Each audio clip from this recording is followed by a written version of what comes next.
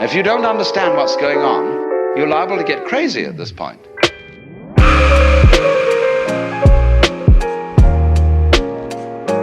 I did send it to you. There's a it was on Instagram.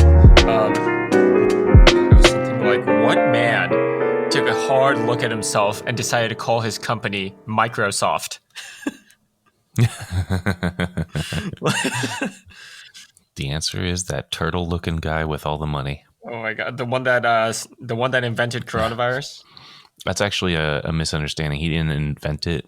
He just figured out how to send it out through wireless signals. 5G. He found the 5G corona connection, and that's it. I'm going to hit it. Hit it. Hello, everyone, and welcome to the very 16th episode of Rethink Everything. I'm Tyler Giannassini, and I'm here today with Kent Yoshimura. Woo! Man, I mean, again, I'm just so excited. 16 is a big year. Our podcast can drive now. Yeah. It's all grown up. If podcast episodes, it was like podcast age is year per episode. Wow. Amazing. Yeah, it's getting mature and a little disrespectful. It's actually starting to piss me off mouthing off at me. Yeah, it's getting big enough to where I feel like I can hit it again and not feel like I'm hitting something smaller than me. What? No, I apologize. Nope. Okay, so we're here to rethink some of the things we learned during the 21st week of 2020. The week we remembered Decoration Day. Yay, Decoration Day. I love decorating. Yeah. I had no idea that Memorial Day was called Decoration Day. Thanks, Wikipedia. You know, do you think they changed it from Decoration Day to Memorial Day because of the toxic culture of hypermasculinity and Decoration Day? Men don't decorate. It's like, I'm like, oh my God. Yeah. Like, that's for my wife who stays at home all day taking care of the kids and cooking me dinner. Oh, yeah. Yeah. That's probably it. It sounded too feminine. And then women started joining the military. And then the men were just like, oh shit. All right, we want to change the game one more time. We're going to call it Memorial Day. Yeah. Oh my gosh. Or Pinterest came out and men started realizing how fun interior designing is and decorating is. So I mean, we're clearly underqualified to discuss Memorial Day, but I don't know anything about it. We do have a mutual friend who just finished up their PhD in biology. Perhaps they can help us break down Memorial Day. War is an innately human thing. It's an innately evolutionarily it's a thing that's a part of us, and I feel like he could really dive into that deep. Yeah. What else would drive evolution if not war at this point? We've got too much medicine. Thank you. I keep saying that, and then I get punched in the face. All right. Let's put out the call to Dr. Jacob Gable. Jake the Snake. Jake the Snake. Everyone in the entire world named Jake has to deal with the fact that someone's going to call them Jake the Snake with pretty regular frequency. Yeah. Should I call him Jake the Cake? Do you think he'll enjoy that more? He would probably prefer Jake the Cake to Jake the Snake. At least it would be original. Jake the Cake. Jake the Cake. But why? Jake the Lake? Jake the Rake? Jake the Shake. Shake the Jake. Jake the Quake. Jake the Tick. Jake the Snake. Jake. That's the ringtone for calling Jake in. Jake. Ache. Blake. Break. Bake. Cake. Crake. Drake. Fake. Flake. Wake? Shake. Wake. Blake. Make. Shake. Rake. Jake! Oh, hi. Thanks for being on the show. Of course. Happy Jake, to be thrilled here. to have you. You're now our second official doctor. That's right. Yeah, it's well, we can get into sort of our topic for the day here in a minute, but maybe maybe just to familiarize the audience and also Kent, who I think the last time we've all hung out together was like 5 years ago in Boston. So maybe that's right. If you at could the give Facebook Kent bar. At the Facebook bar. oh my God, the coolest thing in the world. It's only claim to fame, Facebook bar, but it was actually a cool bar. And now every time I watch nice that bar. movie, it's like, oh man, I've been to that bar. I remember drinking a beer with Jake there. That was great. Well, yeah, maybe Jake, you could give Kent a quick rundown of what you just finished up and the hell you just got out of. Oh my gosh. Yeah, sure. So I study biology. My PhD is in biology. I study specifically evolutionary biology was what I was interested in. And so for my PhD, I did research for my thesis, and in my thesis project was studying. I'm interested in studying sort of the genetic and developmental basis of adaptations, and I got interested in a project looking at. There's sort of this old observation that not many folks have looked into very much of rodents that live in forested habitats tend to have longer whiskers than rodents that live in like prairies or more open habitats. And this just sort of caught my curiosity because I hadn't thought much about whiskers before starting this project. So my project sort of developed with that. So I look at these wild mice called deer mice, and they're found all across North America in lots of different habitats, and measured their whiskers and saw that they had longer whiskers. And so I sort of explored that idea, found out that their longer whiskers help them, they can detect environmental features. They use whiskers to sort of sense their surroundings, and rodents like mice and rats actively sweep their whiskers around to help them navigate their environment. And the longer reach in the whiskers, this makes intuitive sense, but it's nice to actually test. Their longer whiskers sort of give them a longer reach in sensing. And so I think it's helping the forest mice navigate climbing in trees rather than being on the ground in grass or, sort of this denser microhabitat. And then I figured out that some of the developmental side of why they end up with longer whiskers, they grow their whiskers for a longer period of time. And so then I started looking for a genetic mechanism that's controlling that timing of growth. And I identified a gene that looks like it's involved in sort of termination of whisker growth, and that there's a late signal of this gene in the forest species versus the prairie species. Anyway, it's getting a little more in detail than I probably should, but just trying to not be too verbose about it. No, that's super cool. A whole dissertation about it. I love to. So I was telling Kent about the you at one point were working on the project where you're like figuring out the genes that control like the length of tunnels and the variety of tunnels and how that behavior is affected by the genetics. And it's just like, dude, that's so cool. That's like, it's getting into the realm of robotics at the point where you're figuring out what literal genetic code affects how they do certain things, or how what controls exactly this feature. The genetics of behavior, that's not what I made my thesis project about, but it's some of the work that's done in the lab is really cool stuff. It's so hard to study, but it's really cool and exciting. The burrowing project is a fun one, looking at what genes might be controlling how much they like there is some hardwired genes in certain populations of mice that make them dig longer tunnels and burrows, do these like more complicated burrows than other mice. It's very, very fascinating stuff. Whoa, yeah, very cool. So do you actually do crossover research with robotics? Do you do crossover research with other departments outside of your, like, I guess, evolutionary biology field? We do not. But there's lots of cool, like, yeah, we sort of stick in the realm of evolution and genetics. We haven't messed around with robotics, but I know I kept coming across in the early days of the project, in just trying to learn about whiskers.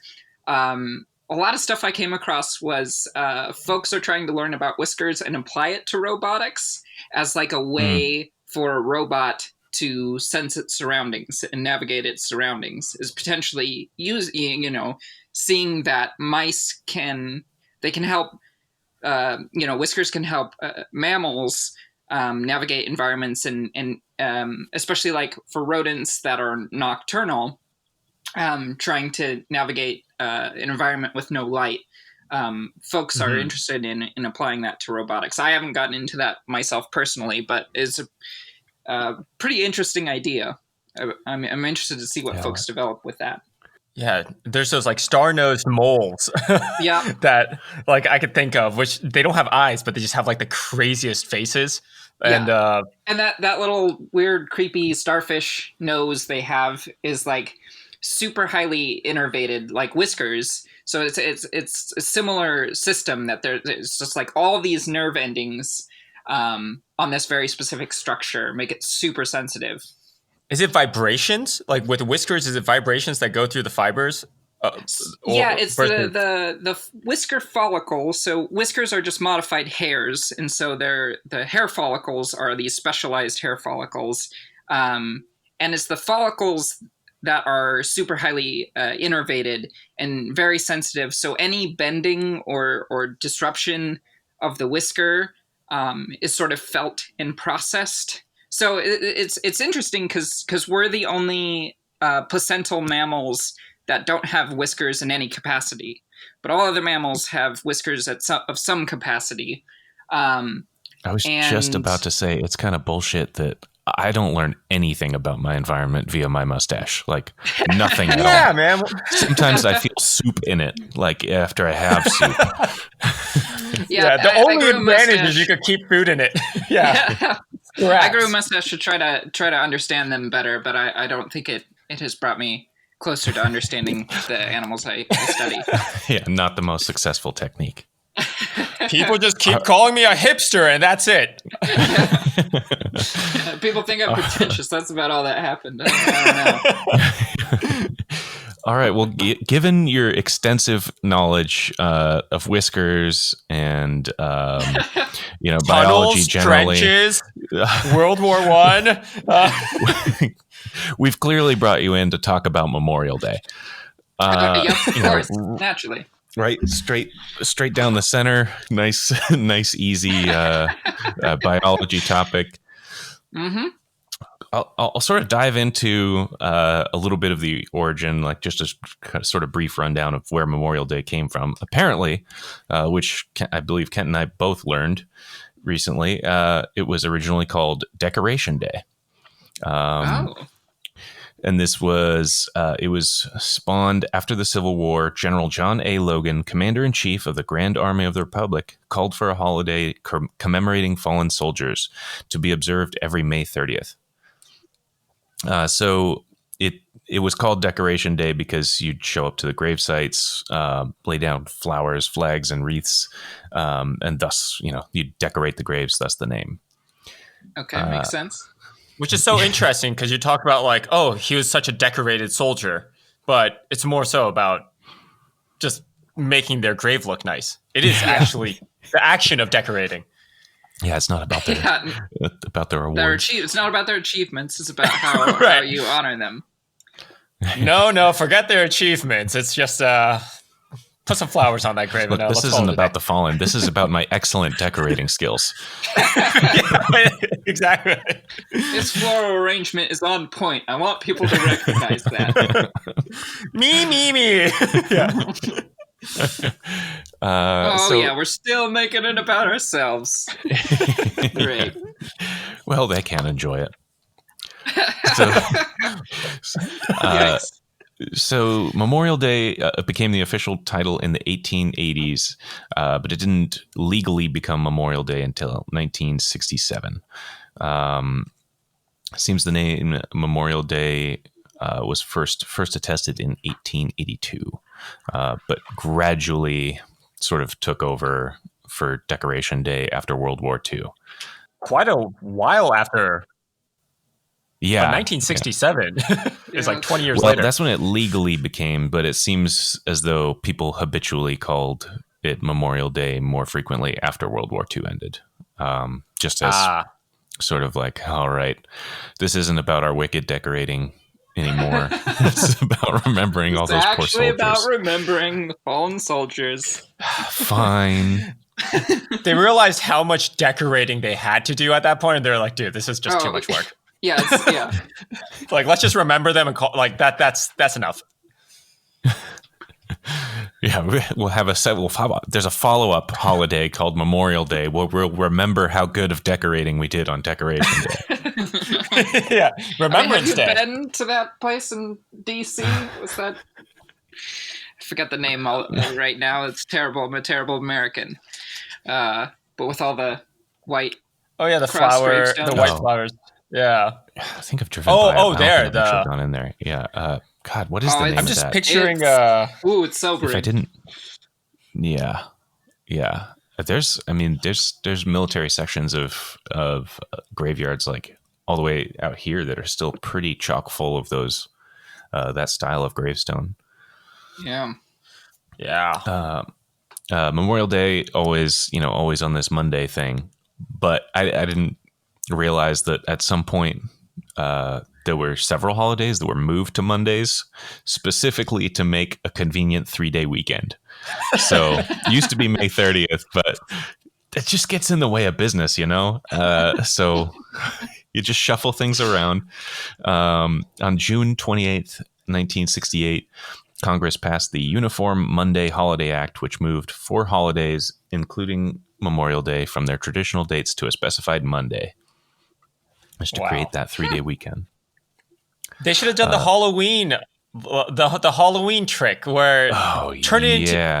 all about consumerism, make it a day in the middle of the week where you have to buy a bunch of stuff, decorations, and then it plays into business. Yeah, the stores are really missing out since it's been changed to from Decoration Day. The impact on the economy perfect opportunity. You're not being a good American if you're not decorating on Decoration Day. Exactly.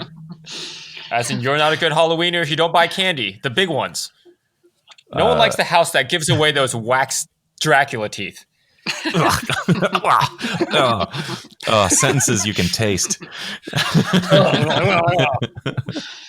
Gross. So as good Americans, you guys know what you're supposed to do every at 3 p.m. local time on Memorial Day, right? Of course, but for your audience, remind me. I agree with Jake. Starting in December 2000, Congress passed a law requiring Americans to pause at 3 p.m. local time on Memorial Day to remember and honor the fallen. I had no idea. Yes, of course. I don't think anybody's ever made me do that. I was in school in 2000. I was in school well beyond 2000. You would think if there was one place that would enforce that, it would be schools. Apparently not. That's true. So now actually all of our listeners are in a unique position to high road everyone they know at 3 p.m. on Memorial Day. You just stop, hold still, and look down and sort of cross your arms or fold your hands together. And when people ask you what you're doing, be like, being a good citizen. What I'm aren't you remembering doing? the fallen soldiers. Yeah, come on. It's Memorial Day. Oh. Okay. Yeah. This is how the dead must feel like. Just pause. Don't move at all. Yeah. It's a way of identifying with them. I was trying to find. There's that like YouTube craze or video craze where like it's a group of people and no one moves. for as like the camera like flies through them. Do you guys know what I'm talking about? I don't think I know what you're talking about. No. It was like a little thing. It was like a thing on YouTube that got really popular, or Facebook, or Instagram, or Vine, like one of those platforms. And it's just like everyone's just paused in place. But I'll have to. What was that called? Sounding familiar. At first, I was thinking Harlem Shake. It's like you make a Harlem Shake portrait or something. Yeah. I remember. I remember this. Okay. It was like planking, but everyone's like you make a whole scene. It's almost like making a Renaissance painting, and no one's moving. This is what I get for being out of social media for so long. I don't know what people are doing. but that was the OG. You're not missing out on much. You're really not missing out on anything at all. I tried to convince Kent we needed to do, everybody at work needs to do their version of the Beyonce photo from when she did the Super Bowl, where she's hip thrusting and doing that funny face, but he wouldn't go for it. No. I got shot down. Everyone knows that photo. Jake, you know that photo, I know right? That photo. Everyone knows that photo. Epic photo. I just don't think it'll translate well to like people are just like, are they making fun of I don't even want to say it. No. Go ahead. The backlash. The R word. You might get some backlash for that one. Yeah, or the Beyonce fans will come out and like try to kill us. You'll get a lot of hate. There's zero winning. Yeah. I don't know. There's no winning. Seems like a way of celebrating her to me, but memorializing Beyonce. True American. So yeah, that's my Decoration Day, Memorial Day rundown. Figured from there we could go into something like a topic about soldiers that were decorated. So Kent and I both dug up some heroic, amazing soldier stories, and right. You may be familiar with probably some of these, but it's always mind-blowing to me how many of these stories there are of just like, oh, there was a soldier who ran up and ripped the top off of a tank and then pulled out the people inside and wore their skins as a flag, and it's like, oh my god, I had no idea that people could be so heroic. Last night I laid down on a couch and played Halo Reach for 6 hours. So I guess you are kind of like a soldier. That's what I was trying to say. In a lot of ways, yeah, a lot like a soldier. Thank you, Tyler. Hey, actually, I don't remember the name of what the army is called in there, but they wouldn't be complete without Master Chief. So you're filling a role. Is it Master Chief or Master Chef? I always thought it was Master. Wait, I think you might be playing a different game. You have to run around. There are no aliens in this game at all. But I'm making delicious meals. Yeah, there's a British guy yelling at you the whole time. Sick and tired of playing this cooking mama. I can't wait till I unlock Master Chef. So the first soldier I was going to dive into is Simo Haiha. Yeah, I'm probably saying it improperly, but they called him the White Death, and supposedly killed over 500 men during the Winter War of 1939 to 1940. Oof. Yeah, a lot of people. So wait, people. Winter War of 1939 to 1940. What are these Finnish people doing fighting a separate war while we're all paying attention to World War happening? Yeah. Come on, get it together.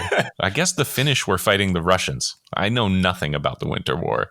But the Russians were also fighting everyone else. I know. Well, the Russians, yeah, they could manage it. They had all that cold.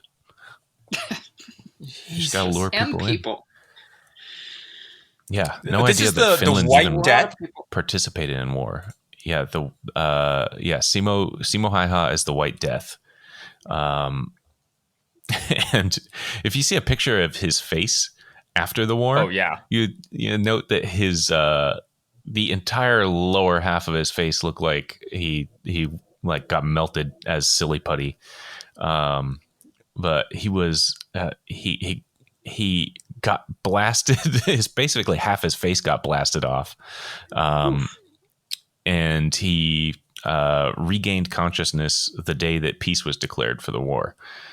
Wow. Yeah, I guess he looks like the guy from Under the Skin. If you guys have seen that movie, oh yeah, like his just a slightly melted Rocky Dennis-esque on one side, and then just a good-looking Russian guy on the other side. yeah.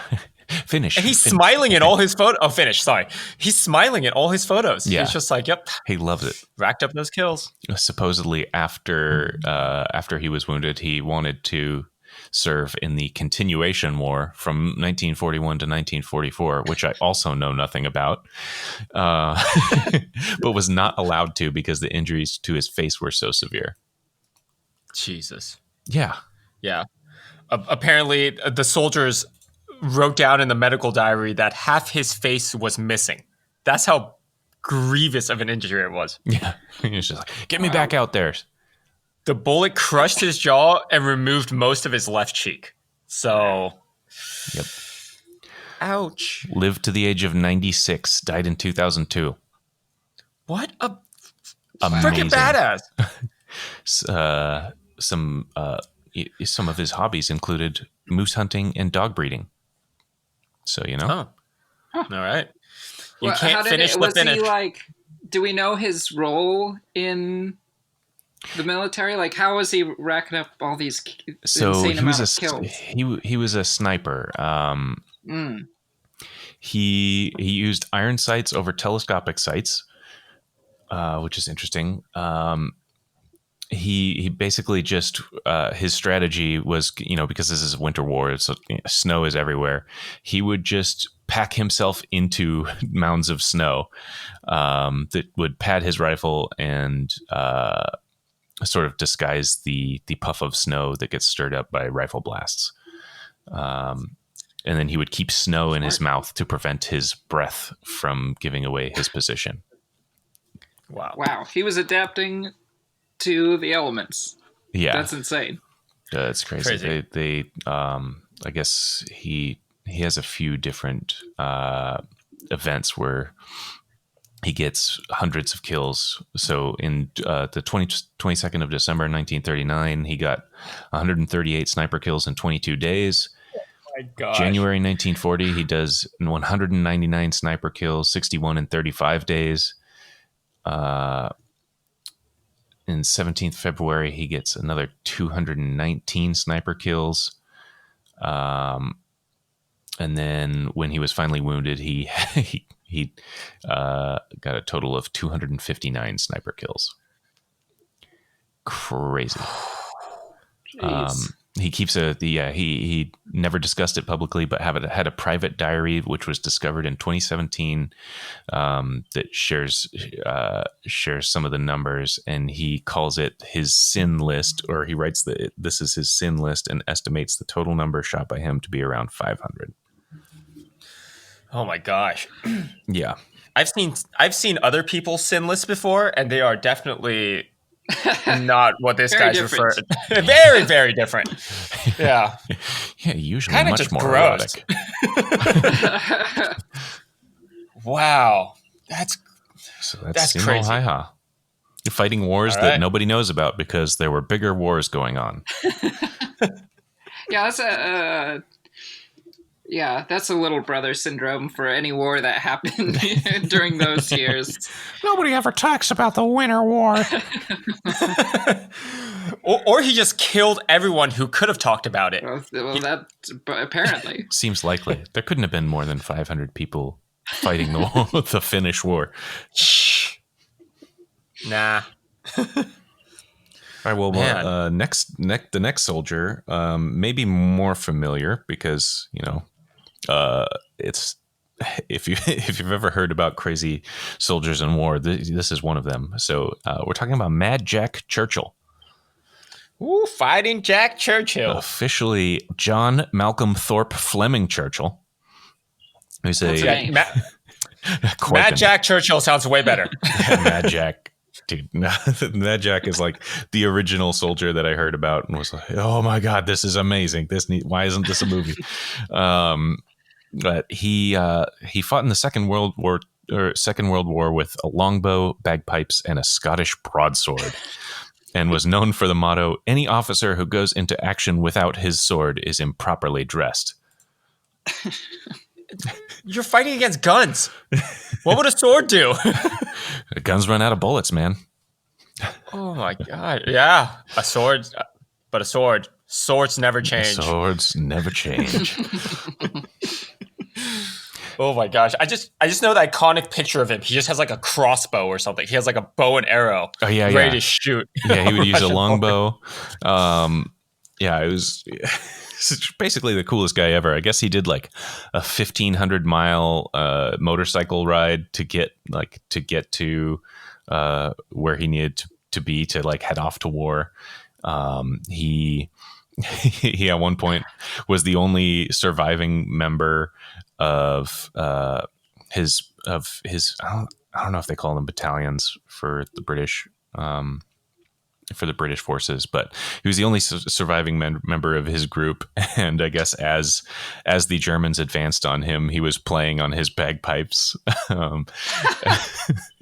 They captured him, took him to a concentration camp, out of which he escaped and then was recaptured again.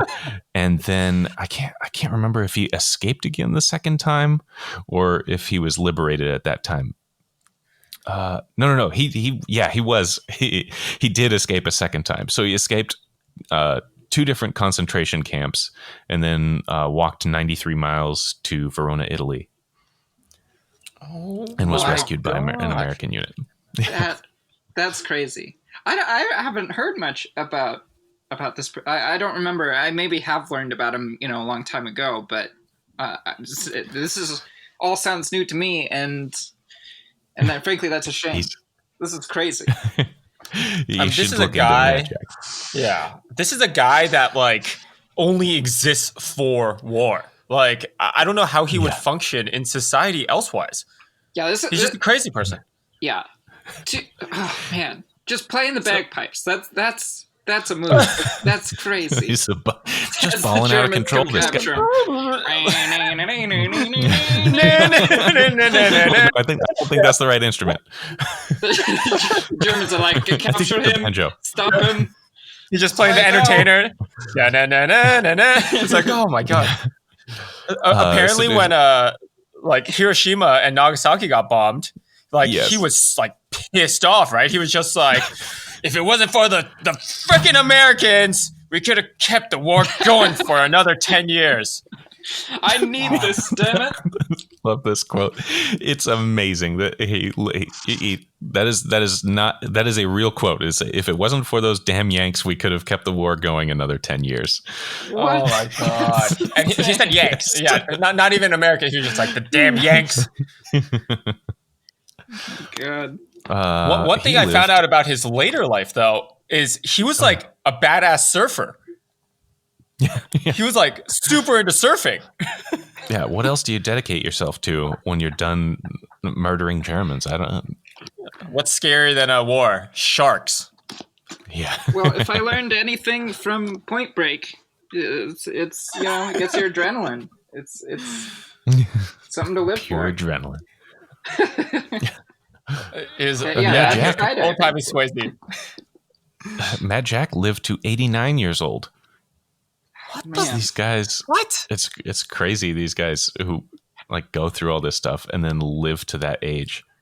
You would think you'd die from just like a bad heart from seeing everything you saw or going through it all. That's true, but on like in an evolutionary context, these are the guys who would survive and reproduce and have offspring if it were more whatever. We're living in the modern world. It's different for humans. But I knew we got the right person for this.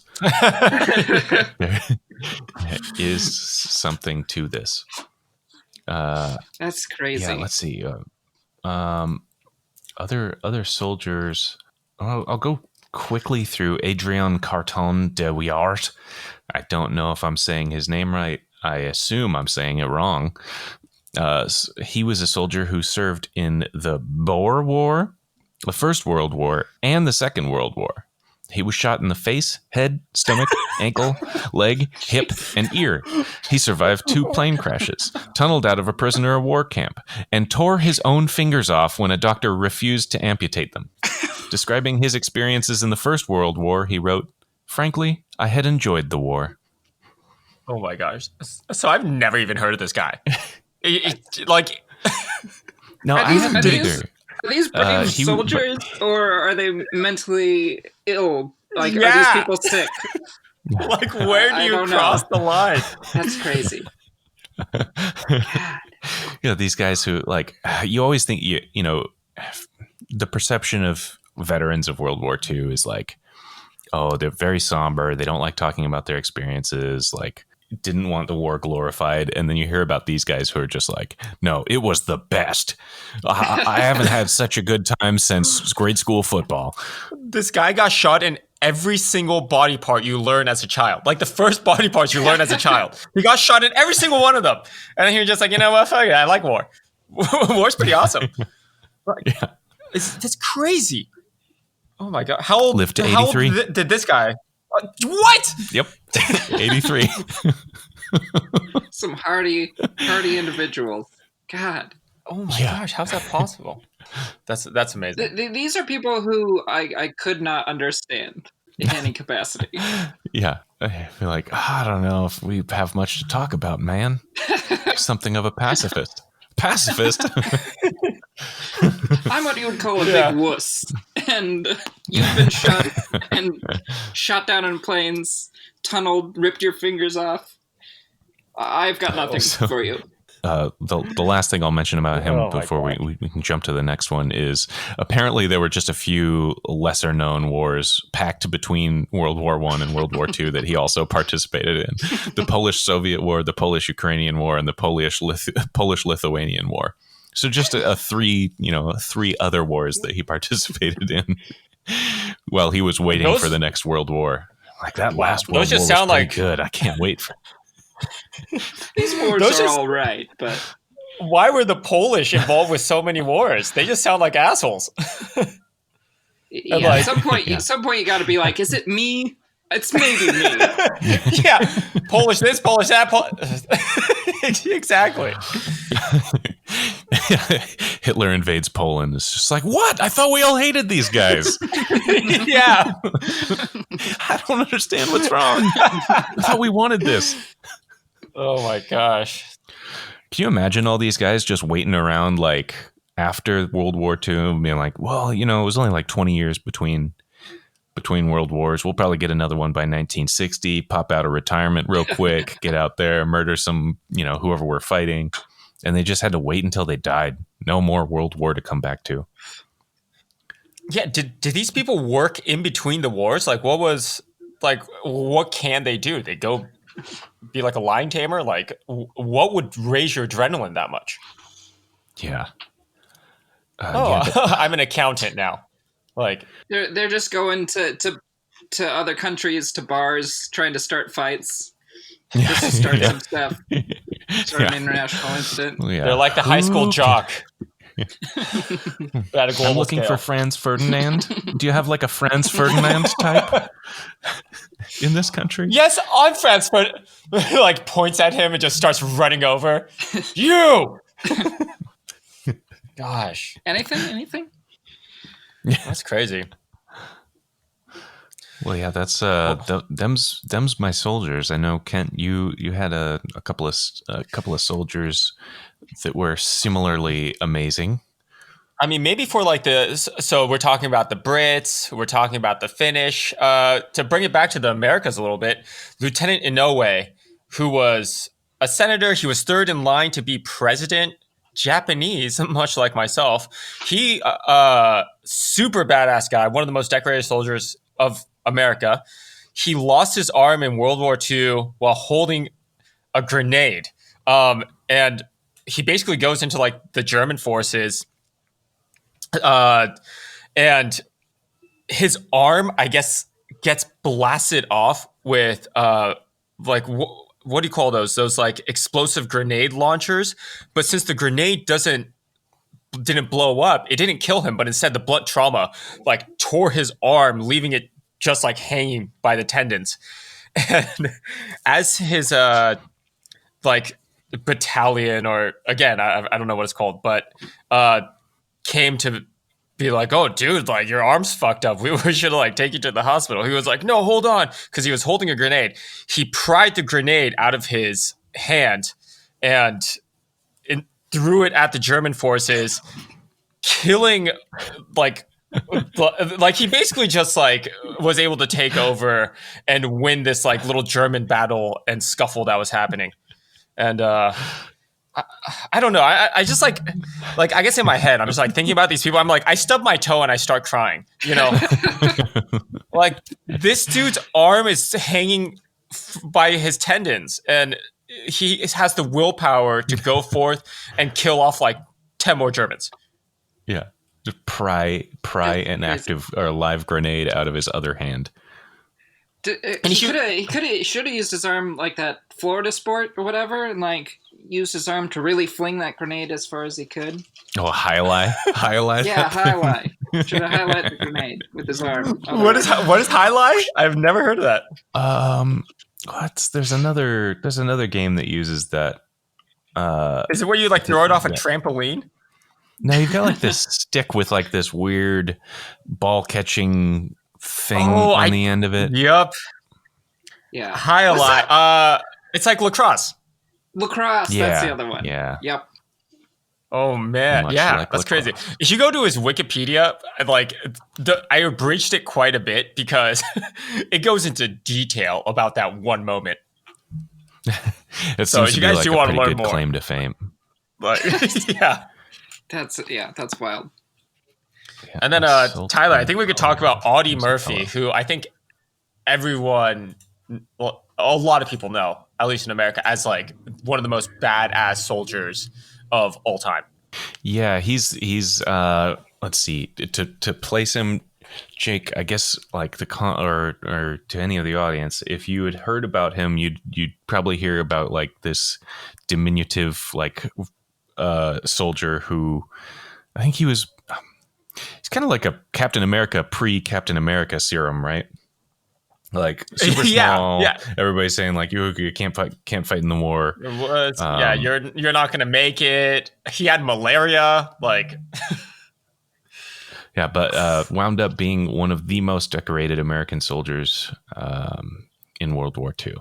So he received every military combat award for valor available from the U.S. Army, as well as French and Belgian awards for heroism. Wow. The list doesn't end of his accomplishments, though. Like in the war, he's like taking out tanks. He's like saving people. And he's like what, like 5'4". He's like this like 5'5". He's like this tiny dude. Yeah, that's impressive. He won a Medal of Honor at age 19 for single-handedly holding off a company of German soldiers for an hour. Oh my God. You can't let them know you're the only one, that's for sure. Yeah. Yeah. There's a whole bunch of us here. It's just trying to shoot two guns at a time. Banging pots together. Do like, voices. He's miming. He's like miming conversation. Yeah. Hand me another grenade, soldier. Just 1 second, charge. Oh wow, there sure are a lot of them. He's got like a helmet on a gun, is bobbing up and down. Yeah. Okay. Oh sure. I want the Home Alone take on Audie Murphy's 1 hour of fighting off a company of German soldiers. Yeah. It's a cutout of Michael Jordan on this a train is my track. house. I've got to defend it. Oh my gosh.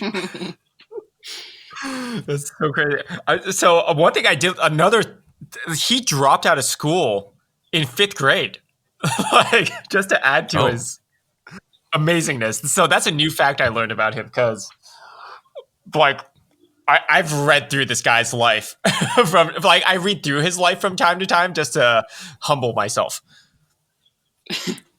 Yeah. Makes I sense. get anxiety on a phone call. This guy's. Oh my god. Let's see. Post war, guess what he did for a living? What's that? Go ahead. No. You have to actually guess. Oh god, I don't know. He's a motivational speaker. Don't you love when people do that to you? No. I really want you to guess. No. Oh, come on. I was waiting for the answer. It could literally be anything. Like, no, just guess that. Yeah. He had a 21-year acting career. Wow. Yeah. And he played himself in a 1990 or 1955 autobiographical film, To Hell and Back. And they had to dumb it down because they feared that the audience won't believe that it was a real story. I know. That's all of these guys. It's just like, if you made a movie about them, everybody would be like, you made that up. Yeah. Like, Mad Jack was like on his motorcycle trip, like lost. They call it a fight. Lost a fight with a water buffalo. I assume lost a fight means he had to run away. But yeah, all these guys, why was he even in a fight with a water buffalo to begin with? Like, who the hell goes out of their way to fight a water buffalo? It's just like, no war here. I'll start one. Just uppercuts a water buffalo, minding his own business. Gosh. I was trying to say, what were you... You said that To Hell and Back, like that story of Audie Murphy, was like a big film. It was the highest grossing film by Universal Studios of all time until Jaws. Wow. Dang. So that's like 20 years 20 years in that number one spot. That's pretty he was crazy. a star. Like, just through and through. I mean, It's a good story. It's crazy. I mean, he dealt with PTSD. He didn't live that long, though, which I guess is what happens when you're too accomplished. No, yeah. Yeah. He died at the age of 45. And I think he dealt with PTSD for most of his life. Can imagine. While the other people were actually too insane to deal with PTSD. Like, I know. Well, he's like the one soldier who actually, or the one guy we're talking about who actually had some respect for human life and didn't enjoy war, just did it because it was his duty. Right.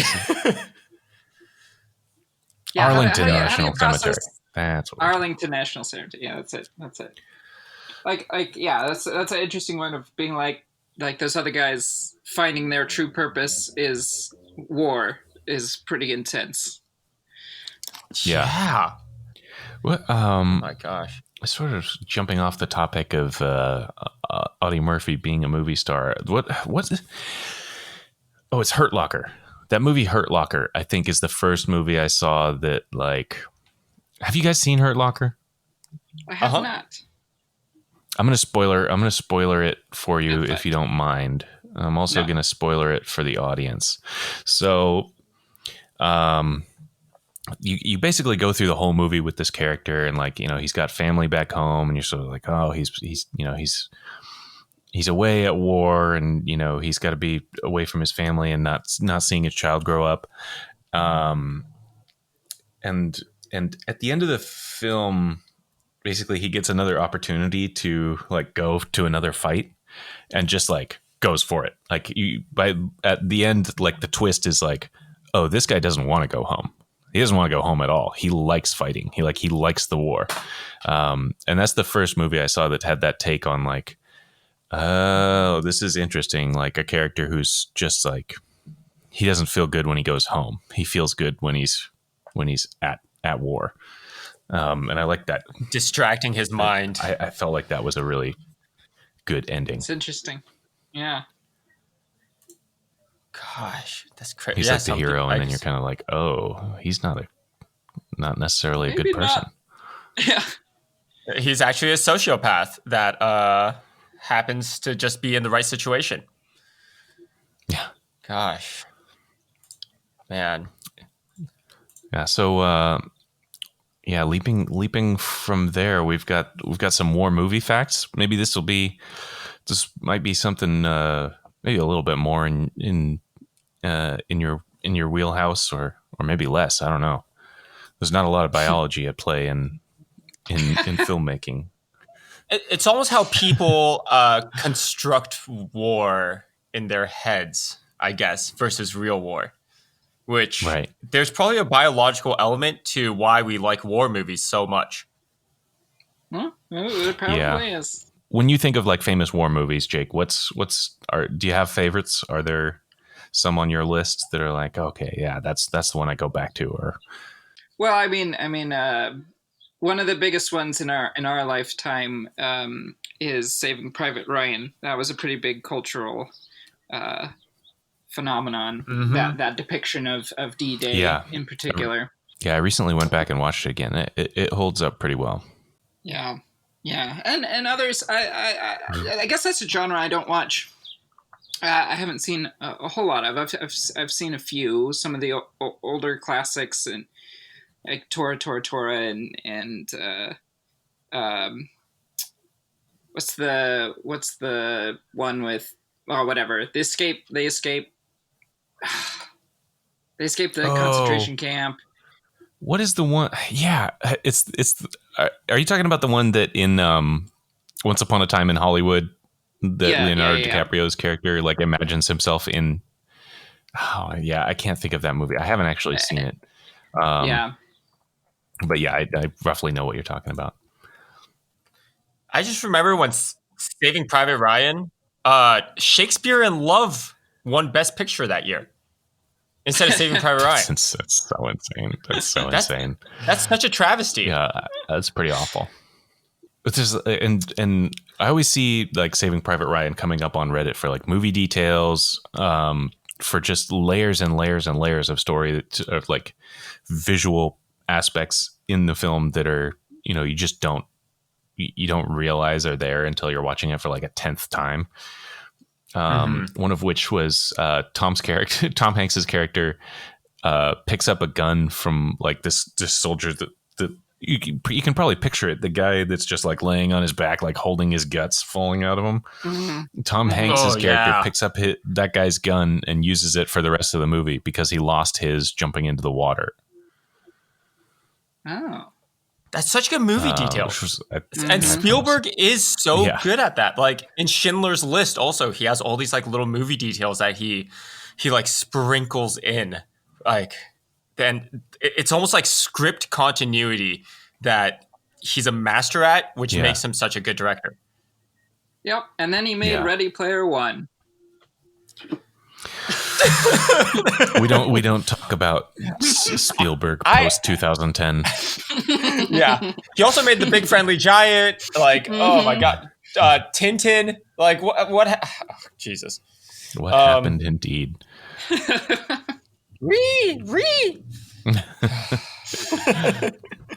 Another one of those details is Jackson, the sniper character played by Barry Pepper in Saving Private Ryan, uses two different scopes. So he'll switch between the two different scopes throughout the movie. But what that does is, if you're constantly like switching them on and off, they wind up being unzeroed or becoming inaccurate. So later in the film, as he's been doing this, his shots start missing because he hasn't dialed it back in again. And there's sort of this like, he degrades with time because he's been doing this tactic of like, okay, he's going to use his super zoom scope for faraway targets and then switch over to his short range ones for when people are closer to him. So are they just all bad soldiers? in that movie? Yeah. I mean, like Tom Hanks is literally shooting at a tank. Like, that was the best. Like, bro, that's not going to do anything. I was seeing that shot where Tom Hanks gets, or right before Tom Hanks gets shot there, it's shown basically from the other army's perspective. So they show like over the shoulder of one of the German soldiers, and then just Tom Hanks is like this little guy on a bridge, and they just shoot him. Like, and it's just like, oh, just another soldier dying. And it's, I thought that was a cool way of like demonstrating like, from their perspective, you're just another one of those guys who got shot and died. Right. Spoiler alert. You're a statistic. Gosh, I feel like that it just makes, like, when a filmmaker just cares about the details and gets into it, it just shows. Like the quality of movie just becomes greater with that much care you've taken to include these details that most people aren't even going to notice. You're doing it almost for yourself, but it just, the quality of film is I don't know. Yeah, and those are the movies you can go back and watch again because again, they reveal something new to you. There's another one that same sniper character has a bruise on his thumb, which was a common injury during World War II from his specific rifle that he's using, because the loading mechanism on the M1 Garand would I guess like spring back and catch you as you were loading bullets into the chamber. Wow. One of my favorite, speaking of movie details, one of my favorite subreddits is our shitty movie details. Have you guys been there before? No, I haven't, but it sounds great. It is just let me try to find one. It's just please read a few. Like the most stupid obvious things. It's just like, oh, okay, like the number in Pixar's Up 2009, Carl and Ellie break into their Paradise Falls saving jar in order to pay for Carl's hospital bill. This is actually a clever reference to the fact that the American healthcare system is literal garbage.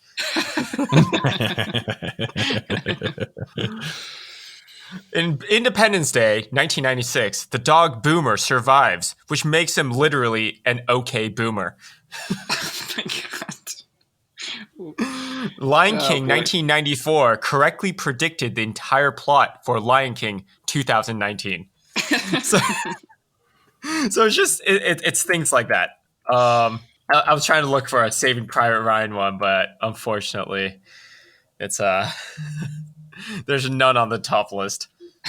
I also looked up some facts from the movie Jarhead, which is a little bit more our time, but is a war movie I like because there's no war in it. It's just great. All about I like that one a lot. all about build up and then not paying off that build up. Mm-hmm. But so fun outside of that movie fact, but to do with it is the movies are about Marines who are all taught to think of each other as brothers. But since the production of Jarhead wrapped, Jake Gyllenhaal and Peter Sarsgaard are actually now brothers. Peter Sarsgaard's married to Maggie Gyllenhaal. Yeah, he is. Yeah. I guess they were dating when that movie was made as well. Like they were a couple way back when. I wonder how awkward that. Like, did they start dating because they met through Jake? No, it was before this movie they were dating. Okay. I don't know. Yeah, I don't know. Just like on set, like, hey man, your sister's really hot. And then Jake's just like, Maggie Gyllenhaal, you think it's hot? Which is what all of us think. Oh, she's like, no, like she's attractive. Look, she's attractive sometimes, and then other times I'm just like, Maggie Gyllenhaal. I'm gonna go ahead and cross her off on the potential guests for the podcast list. I don't mean it, Maggie. If you're listening, I don't mean it. I don't mean it. Oh, that's so sad because then that means Peter Sarsgaard and Jake Gyllenhaal are probably also off the list. Dang it! Well, can we get Kiefer Sutherland? He looks enough like Peter Sarsgaard, and is more famous. I like Peter Sarsgaard. My God. I wish he was in more stuff. I do wish he was in more stuff. I don't know any personal details about him. Well, he probably just had a hard time going back to acting after Jarhead, because from what I'm reading, the actors all went through a rigorous boot camp before filming. They spent a whole 4 days doing it at George Air Force Base. Tough. That's tough. I include that fact because it's specifically not impressive. Like, you always hear about like, oh, we did like 3 months of combat training and like, or we did like a 6-week boot camp, and it's like 4-day boot camp. Like, what? Daniel Day-Lewis was in a wheelchair for a year and a half to prepare for this role. Yeah. Oh my gosh. It's funny because now Jake Gyllenhaal is like one of those pretty intense like method so good. Method actor. He's so good. If you guys haven't seen Prisoners, you must watch Prisoners. So good. I haven't. Amazing movie. It's good. Paul Dano, Hugh Jackman, the whole cast is like amazing. Denis Villeneuve. Oh, I like that director. Right? Isn't that him? I think that's him. Yep, it is. I think it is him. He loves working with Jake Gyllenhaal. Oh, yep. Denis Villeneuve. He did Sicario also. Sicario's amazing also. An Arrival. Unbelievable. And then he did that other movie where like Jake Gyllenhaal. It's like Dostoevsky's The Double. Yeah, Enemy. Enemy. I have to watch that again. It didn't really catch me the first time. I thought it was garbage. It looks really good, but yeah, I just didn't. I was expecting. I don't know. I was expecting to love it just based on the rest of his Denis Villeneuve's work. Man, I think as a last set of movie facts, Jake, have you seen Full Metal Jacket? I actually have not. That's a classic quote. I say that without knowing much about it. I haven't either. We're in the same boat. But you guys both know the drill sergeant. Yeah, because that's a real. I know the story because he's the drill. He was hired to coach I think he was hired to coach. He's a real drill sergeant who was hired to coach the guy who's going to act in the movie. But then there was like, he's just so much better than the guy acting. They just put him in the movie. Well, that was the fact I was going to give, Jake. That is why you are the expert on this podcast. Yeah, Harvard didn't give me a PhD for nothing. That's right. He apparently wrote 150 pages of insults that he came up with himself. 150 pages. That's a full book. Of Mice and Men is about 150 pages. That's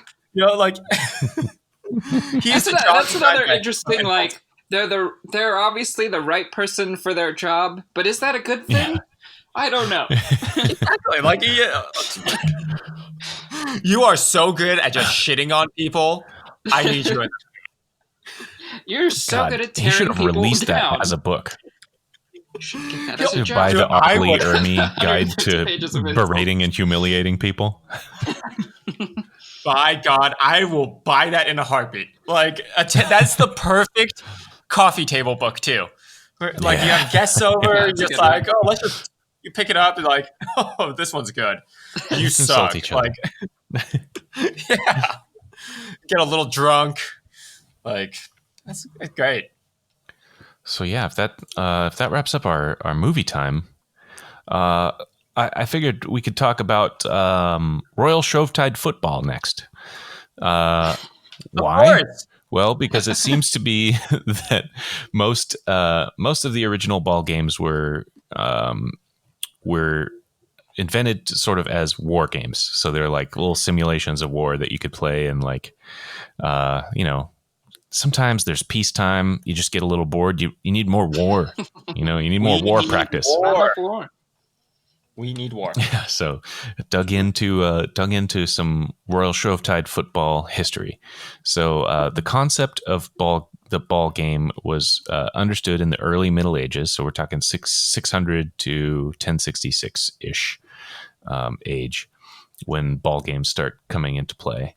Shrovetide ball games have been played in England since at least the 12th century, from the reign of King Henry, which was 1154 to 1189. Oh, wow. Yeah. Wait, What is Shrovetide bowl games? What does that entail? So Royal Shrovetide football games, they were kind of a thing that like people were talking about like maybe 5-10 years ago or something like that. Like I think there was a documentary that came out, but the basic idea of Royal Shrovetide football is an entire town for 2 days of a year busts out into this town-wide, like the entire town is the playing field and every person in the town is playing the game or needs to be willing to get out of the way of those who are playing the game. I have seen it's like a capture the flag, right?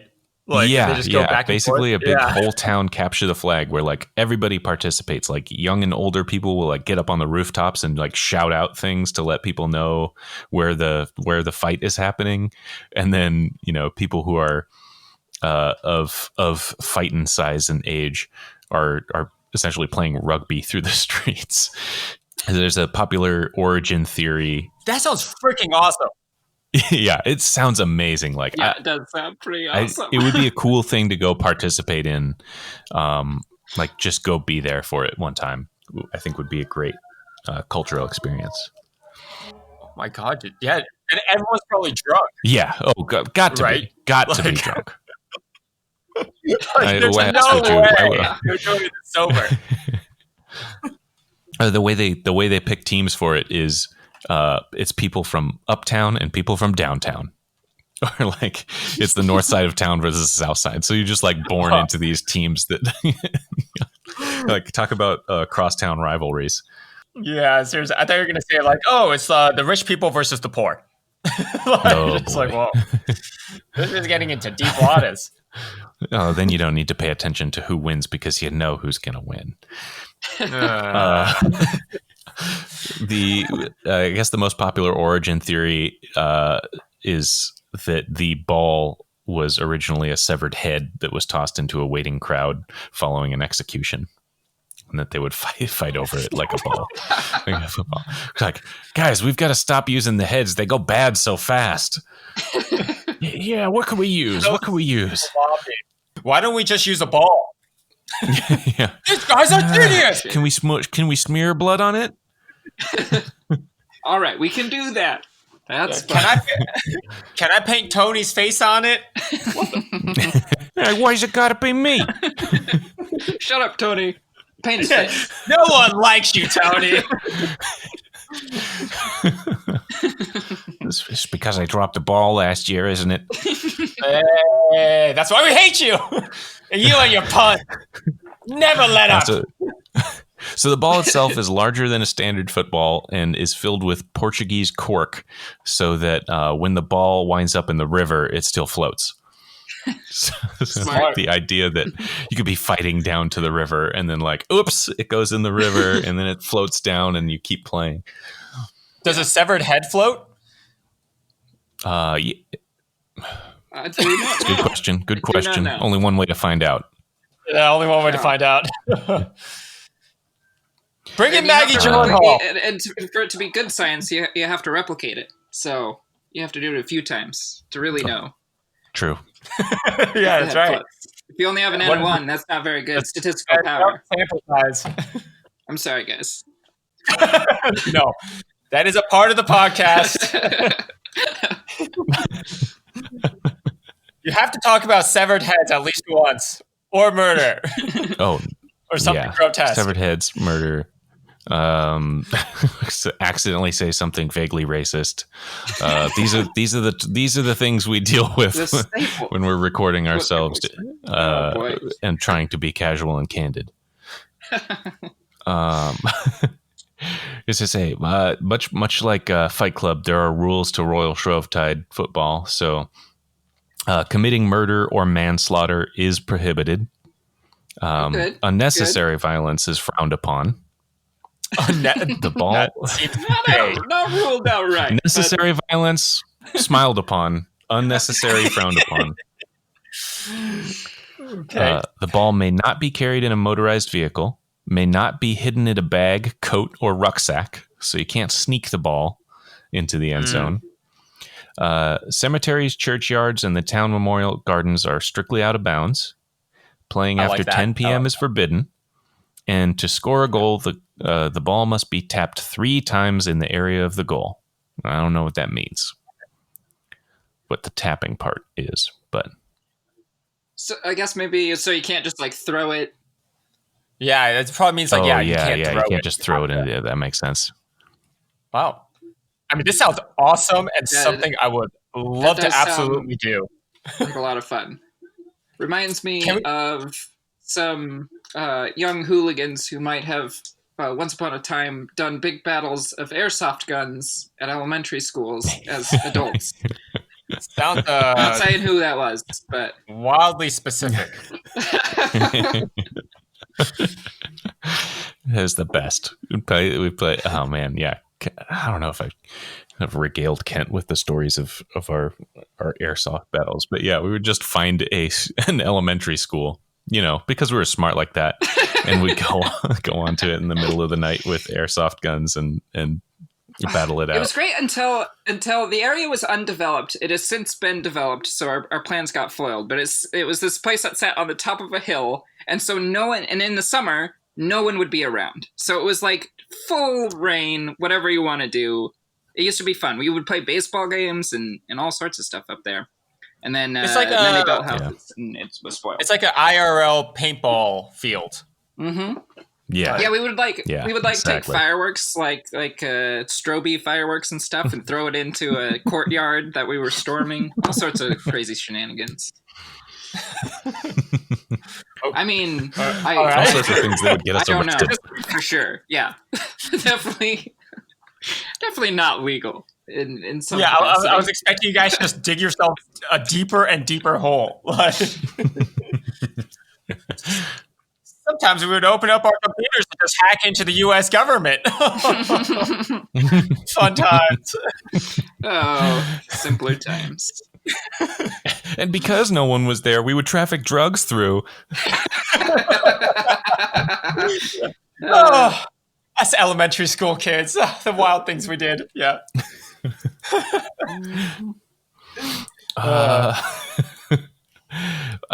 Fortunately, that was the wrap up of my Royal Shrovetide football facts. So that sounds awesome, and I think I would love to bring that to the States, the Shrovetide football. Yeah, and, because we just need to find a town that's okay.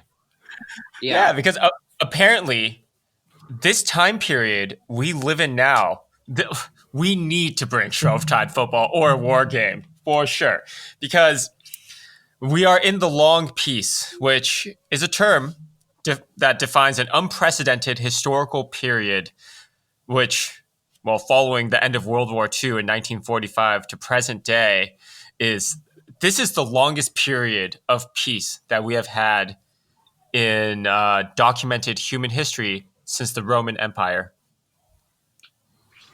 Wow. Isn't that since crazy? The Roman Empire. That says good things for the American Empire, I think. Oh, Jesus. It'll all work out fine. I don't remember my world history class, but that sounds pretty good. We just need Shrovetide football and we'll be good. We need to distract ourselves with a war game and we'll be fine. Maybe something like a purge. Get all this aggression out. Nice solid purge. So this long piece, okay. I know it's like, it would be nice to end on a nice happy note with that, but I mean, Vietnam, Iraq. But that's not world powers. We're talking about Vietnam.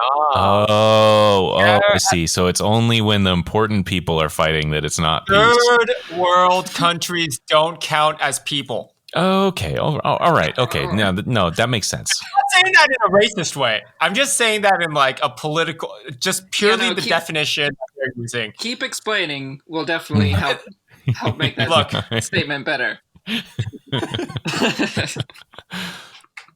If you're in... Okay. Did someone just put me on mute for a second there? Hey! Mute. Yeah, I think that brings us home. Does that bring us home? Are you feeling good? You feeling educated, Jake? I'm feeling pretty educated. I wasn't feeling very educated before, but now I feel pretty educated. I have a question for Jake. Like, do you think war is a part of biology? Do you think war is a necessary part of evolution? No, I don't. I think there are lots of different evolutionary strategies, and that's one thing I love. It fascinates me about evolutionary biology is just all the different strategies animals take. But I will fight you on that. But no, I mean we.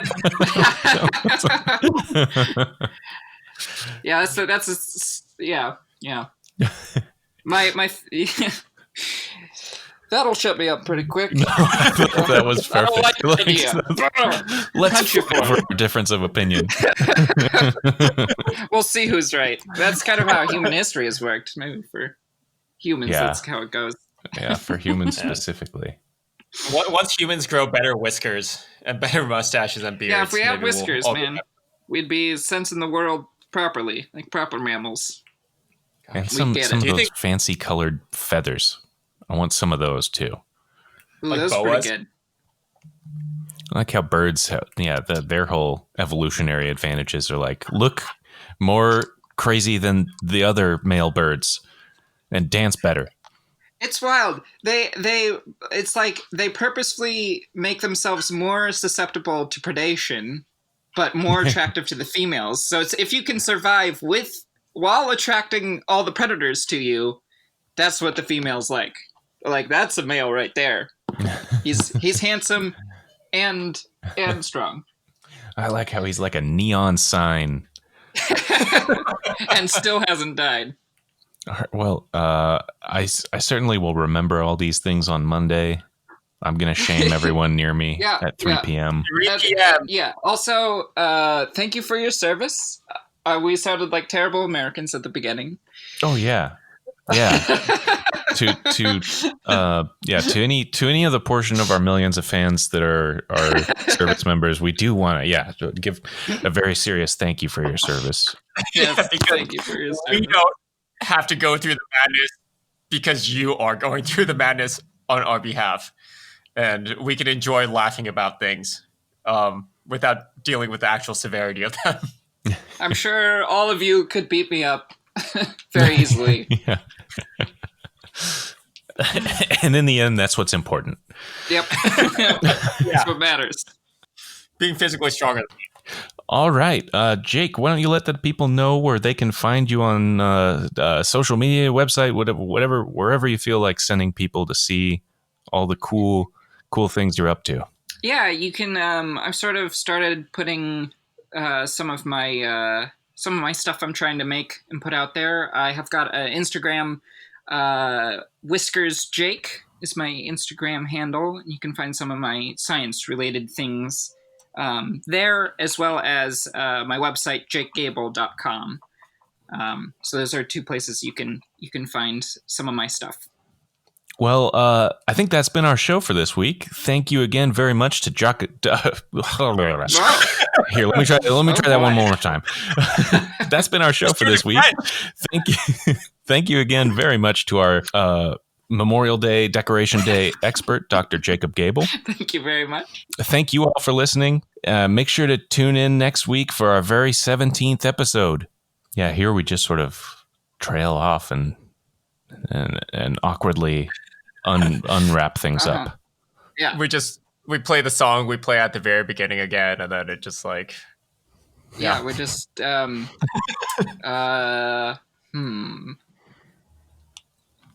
the people need to know that just because I said the thing that ends the episode, it doesn't mean the episode's over. This was a fun one, though. This was great. I don't think I've laughed this hard in an episode yet. There's just a moment. The more serious, it's weird. The more serious the topic, the more we laugh. That's what it is. I don't know if that's good. It's a great thing. Let us pray in the name of those who have fallen in this country's wars, and most especially who have fallen in the First World War and in the Second World War, that there will be no veterans of any further war not because all shall have perished, but because all shall have learned to live together in peace. And to the dead here, in this cemetery, we say they are the race. They are the race immortal, whose beams make broad the common light of day. Though time may dim, though death has barred their portal, these we salute, which nameless passed away.